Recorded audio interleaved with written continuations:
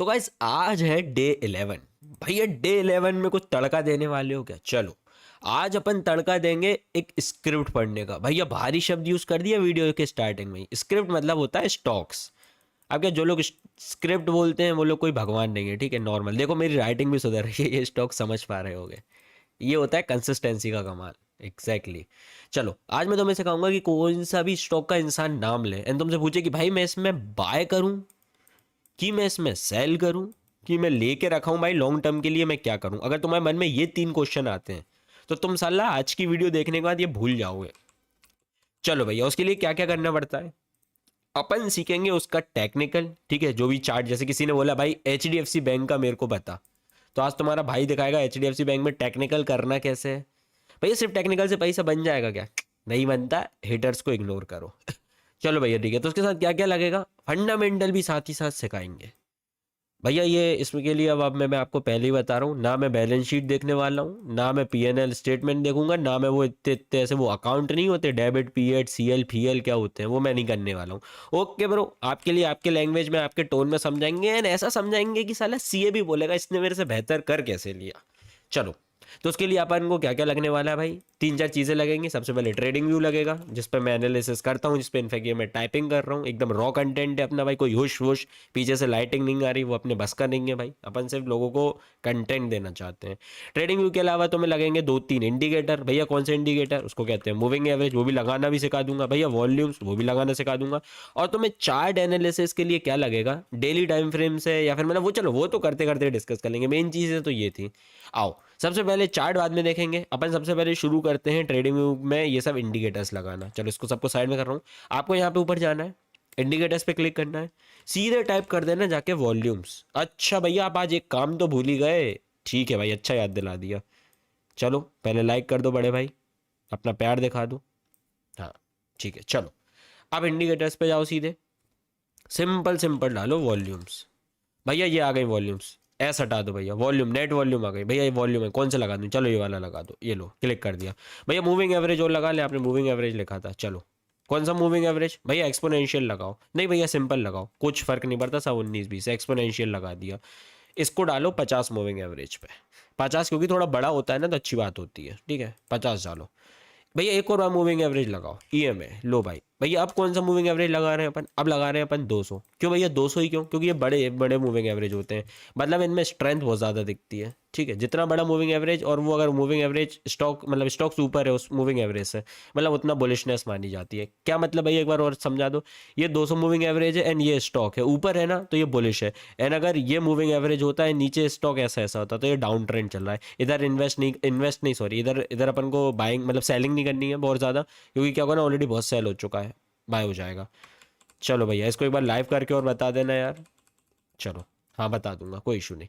अब अपन ने दोनों इंडिकेटर लगाने सीख लिया। वॉल्यूम पे क्लिक किया, ये देखो नीचे वॉल्यूम्स आ गई, ये देख रहे हो वॉल्यूम। हाँ भैया ये 2 इंडिकेटर लगा लिए, 50 एंड 200। भैया चार्टो दिखा दो अब नीचे करके, ये देखो ऐसा कुछ चार्ट खुल जाएगा। तुम सीधे इधर आओगे, तुम डालोगे HDFC बैंक। थोड़ा लोड हो रहा है, एंटर दबा देंगे। अच्छा नहीं आया, क्यों नहीं आया भैया? क्योंकि थोड़ा सा गलत टाइपिंग हो गया था। ये आ गया बैंक, स्पेस दे दिया था मैंने, खुल गया चार्ट। भैया ये चार्ट देखे तो कुछ समझ में नहीं आ रहा। सबसे पहली बात, स्टॉक 200 मूविंग एवरेज के ऊपर है कि नहीं? हाँ भैया 200 मूविंग एवरेज के ऊपर है, वेल डन, मतलब थोड़े से बुलिश सिग्नल में है। क्या भैया एकदम बहुत ऊपर जा सकता है क्या? भैया बहुत नीचे जा सकता है क्या? Anything is possible in this stock market. चलो जज कैसे करना है सिखा रहा हूँ। सबसे पहले कुछ मत करना, कुछ नहीं। डेली टाइम फ्रेम में खुला है ना, पहले आके लो एंड हाई का फिबो लगा के देख लो। भैया फिब लगाना तो आते नहीं है, भूल गए, कोई बात नहीं, तुम्हारा भाई है ना जिंदा, सिखा देगा। वीकली टाइम फ्रेम पे आ गया, ठीक है। लेटेस्ट लो कहाँ लगाया था इसने? मूविंग एवरेज के आजू बाजू, यहाँ पे। हाई कहाँ पे लगाया? ऑलमोस्ट यहाँ कहीं पे। तो क्या करो, फिब लगा दो। ये लो से लेके हाई तक का फिब लगाया, और भैया ये तो 0.5 का मैच कर गया। चलो यहाँ पे एक लाइन बना दो ऐसे।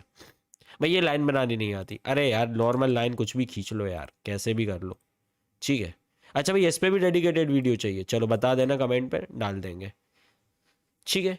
कर लिया, ये हाई लगा दिया भैया। जो फिर आपके अलग कलर के होते हैं, थोड़ी सी एडिटिंग कर दी थी बस इसलिए। 0.5 से रेजिस्टेंस का मतलब बहुत इंपॉर्टेंट जोन होता है। अगर नीचे से स्टॉक आ रहा है एंड 0.5 पे खिलाएगा तो ये मैंने जो सिखाया था ना, रेजिस्टेंस नीचे चले आता है, यहाँ पे सेल कर दो।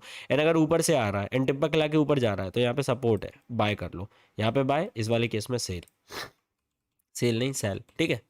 हाँ भैया बहुत इंपॉर्टेंट है। अब इसको अपन हटा दें, फिफ्थ को हटा दिया। अब ध्यान से देखना लेफ्ट साइड कहाँ पे जा रहा हूँ, ये चौथा ऑप्शन देख रहे हो, फिक्स्ड रेंज वॉल्यूम प्रोफाइल। ये बताता है कितने हैंड्स एक्सचेंज हुए हैं, यहीं लो से हाई तक लगा दो। ये देखो बहुत इंपॉर्टेंट लेवल है, इसको भी मार्क करना सीखो। ये जो लाल लाइन दिख रही है ना, इसको ऐसे मार्क कर लो भैया। टेक्निकल के नाम पे बस आपने इतना सा चीज़ करा, हो गया एग्जैक्टली। अपन वीकली टाइम फ्रेम पे आए, अपन ने एक लो एंड हाई को मार्क किया, उस पर फिब लगाया।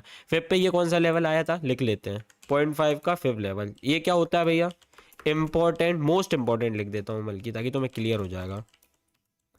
Most important support and resistance का काम करता है। इस केस में क्या काम कर रहा है, चलो जल्दी से बता दो। इस केस में क्या काम कर रहा था ये स्टॉक, एग्जैक्टली सपोर्ट का। कैसे पता किया भैया अपन ने, बताओ गाइस कैसे पता किया? क्यों? क्योंकि यहाँ से देखो टिप्पा खिला के ऊपर चला गया, ऊपर चला गया, ऊपर चला गया। हाँ भैया समझ आ गई, समझ आ गई। Thank you thank you. चलो इतना काम सीख लिया। ये कौन सा लेवल था, ये तो तुम भूल ही गए, ये वॉल्यूम प्रोफाइल था। ठीक है, वीडियो बैक करके देख लेना अगर समझ नहीं आया कहाँ से लगाते हैं। भैया ये वॉल्यूम प्रोफाइल क्या बताता है, कौन से लेवल पे सबसे ज़्यादा बाइंग एंड सेलिंग हुई है। मतलब एक इंसान एक शेयर को, सेम शेयर को बाय कर रहा होगा, एट सेम टाइम सामने वाला सेल कर रहा होगा, तो सबसे ज़्यादा किस लेवल पे हुई है, इस लेवल पे। अच्छा ये से ये पता पड़ता है, वो लाल लाइन से, हाँ ब्रो ये पता पड़ता है। तो तुमने ये इंपॉर्टेंट लेवल मार्क कर लिया।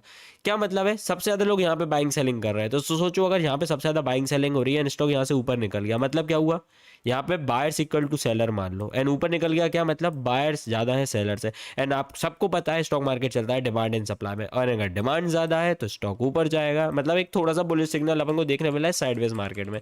अगर दूर दृष्टि से अगर आप देखो तो क्या देख के समझ आ रहा है, वीकली टाइम फ्रेम है गाइस ये।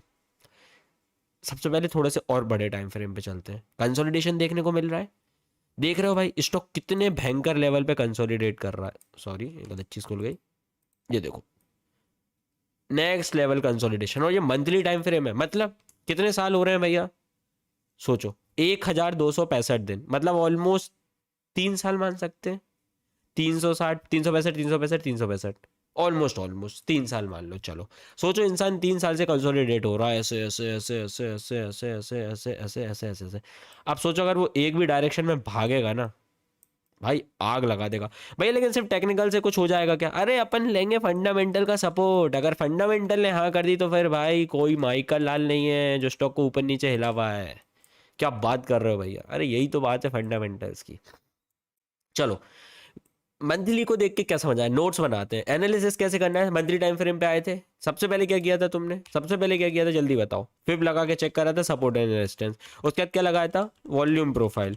उसके बाद काय पे आ गए थे, प्रोफाइल के बाद काय पे आ गए थे, तीसरे नंबर पे बड़े मूव, बड़े डेज पे, बिग डेज पे। बिग डेज का क्या मतलब है, टाइम फ्रेम। बड़े टाइम फ्रेम पे जो मूवमेंट होगा वो छोटे छोटे छोटे टाइम फ्रेम में उसको और एक्चुरेट कर जाएगा। मतलब क्या भैया, थोड़ा सा और एक बार अच्छे से समझा दो। मतलब अगर कोई लॉन्ग टर्म में अप ट्रेंड में है तो ऑब्वियसली वो छोटे छोटे टर्म में भी थोड़ा थोड़ा ट्राई कर रहा होगा अप ट्रेंड में जाने का, है ना।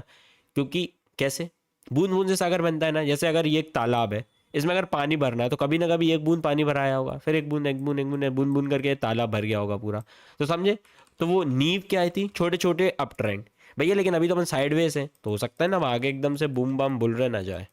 चलो कन्फर्मेशन कैसे मिलेगी, वो फंडामेंटल से मिलती है। ये तुम सिर्फ एक ऐसी साइड कन्विक्शन ले रहे हो कि भाई कहाँ है मूवमेंट, किस साइड देना चाह रहा है। मेरे हिसाब से तो गाइस ये कैंडल देखो ध्यान से, ये मंथली टाइम फ्रेम है, 2 मंथ दवा के सेलिंग हुई। वॉल्यूम्स देख रहे हो कितनी ज़्यादा थी, ये देखो ये एवरेज वॉल्यूम है। और एवरेज से ये देखो पिछले 6-7 महीनों में कितनी धड़ाधड़ वॉल्यूम स्पाइक आ रही है।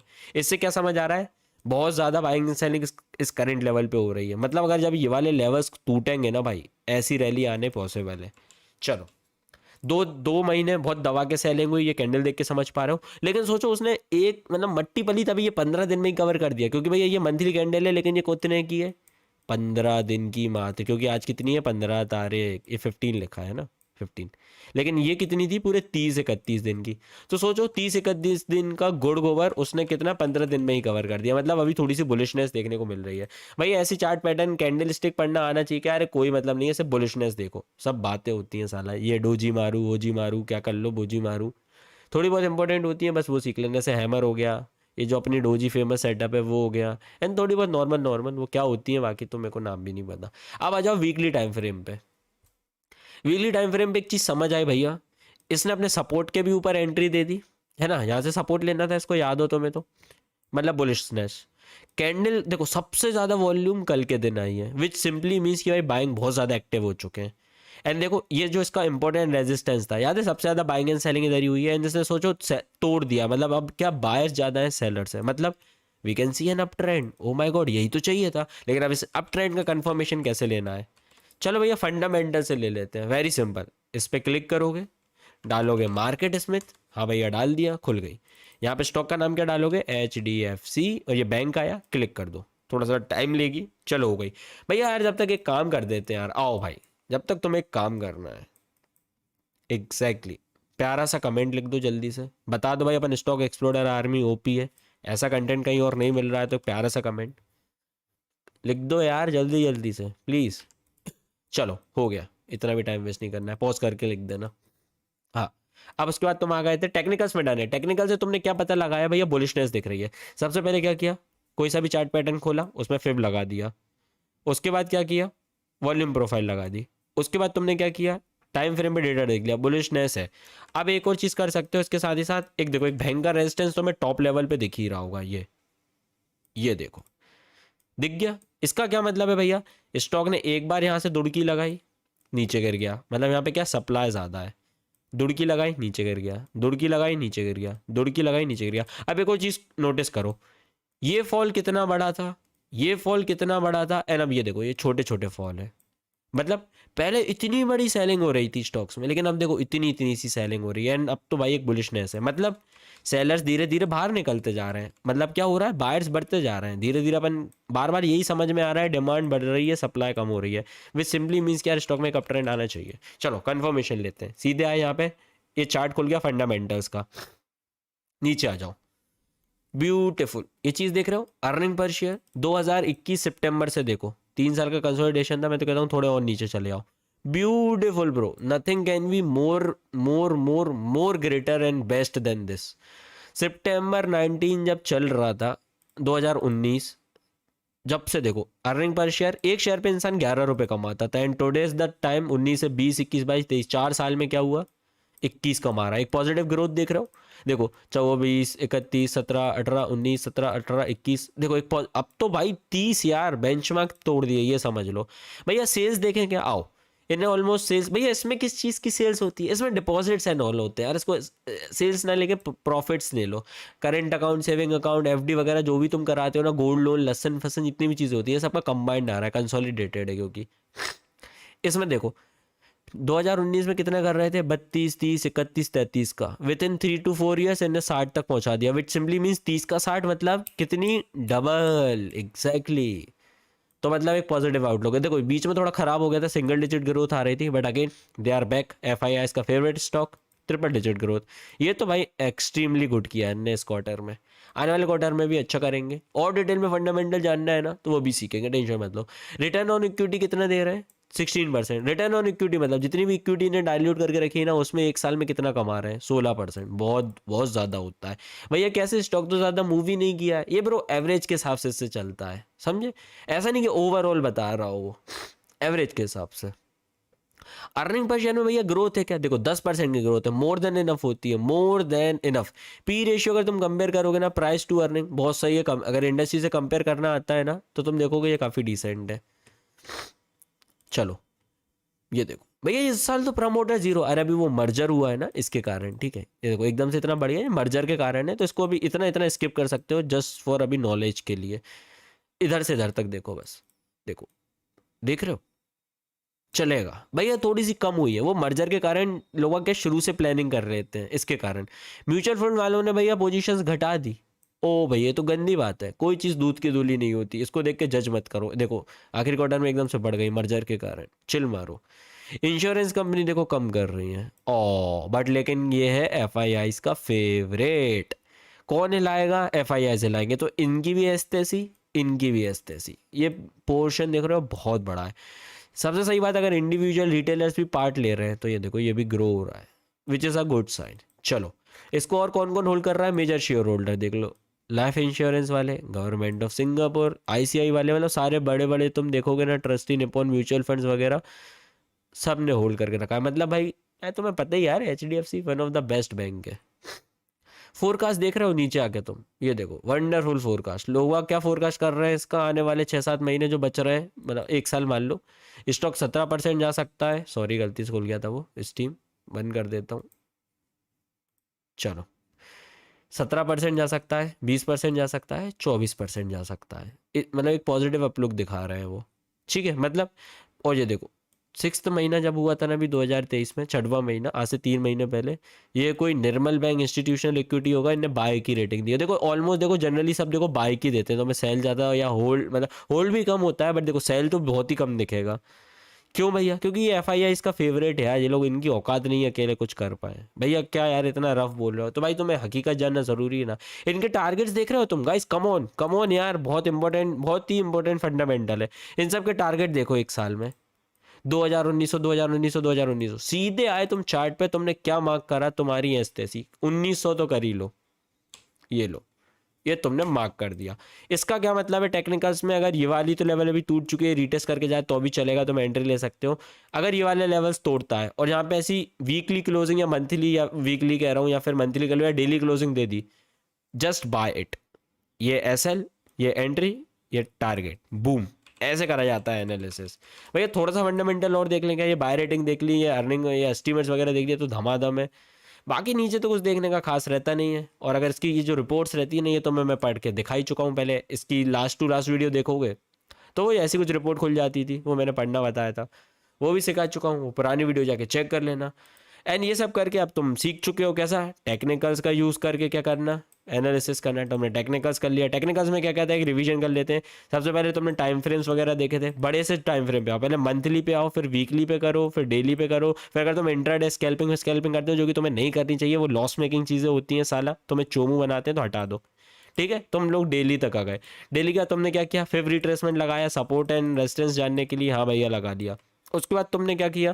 नॉर्मल क्या लगाया? Volume profile. उससे क्या पता पड़ा? हैंड सेक्शन, मतलब बाइंग एंड सेलिंग सबसे ज़्यादा कहाँ पे हुई है? सपोज इस लेवल पे हुई है, अगर स्टॉक इसके ऊपर निकल गया मतलब बायर ज़्यादा हो गया, अगर नीचे निकल गया मतलब सेलर ज़्यादा हो गए। सेलर्स हो गए तो उसको स्किप कर दो, बायर ज़्यादा हो गए तो एक देखो कुछ पैटर्न बन रहा है क्या। HDFC में क्या बन रहा था? कंसोलिडेशन हो रहा था। अब कंसोलिडेशन का हाई टूटेगा, एंट्री, बूम। कंफर्मेशन कैसे चाहिए? फंडामेंटल्स है। फंडामेंटल्स में तुम लोगों ने क्या क्या सीखा? अर्निंग पर शेयर बढ़ रहा है, बढ़िया बात है। सेल्स बढ़ रही थी, बढ़िया बात है। FII मेन चीज़, इंस्टीट्यूशन फेवरेट है भाई काफ़ी लोगों को, आप लोगों को पता होगा, बूम। बस दोनों चीज़ें बुलिश थी तो तुम भी बुलिश हो जाओ, भरोसा रखो, बहुत बड़ा स्टॉक है ब्रो। ऐसे ही सारे स्टॉक का एनालिसिस कर सकते हो। तुम्हें 3 ही चीज़ें तो पता लगानी रहती हैं, बाय, सेल या होल्ड। एंड मैं देख रहा था लास्ट वाले उसमें तो तुम लोगों ने कमेंट किया था कि फंडामेंटल ज़्यादा पुराना है। उसका मैं आंसर देना चाहूँगा, नहीं गाइस, टेक्निकल्स ज़्यादा पुराना है। ठीक है, आई होप तुम सही कर लो। एंड अब प्यारा सा कमेंट कर दो यार जल्दी से, भाई की मेहनत के लिए शेयर कर दो, लाइक कर दो, ऐसे कर दो। जय श्री राम गाइस। चलो आज के लिए डन है। लाइक ज़रूर कर देना नहीं किया, एंड वीडियो को शेयर कर दो। Bye bye, see you in next video.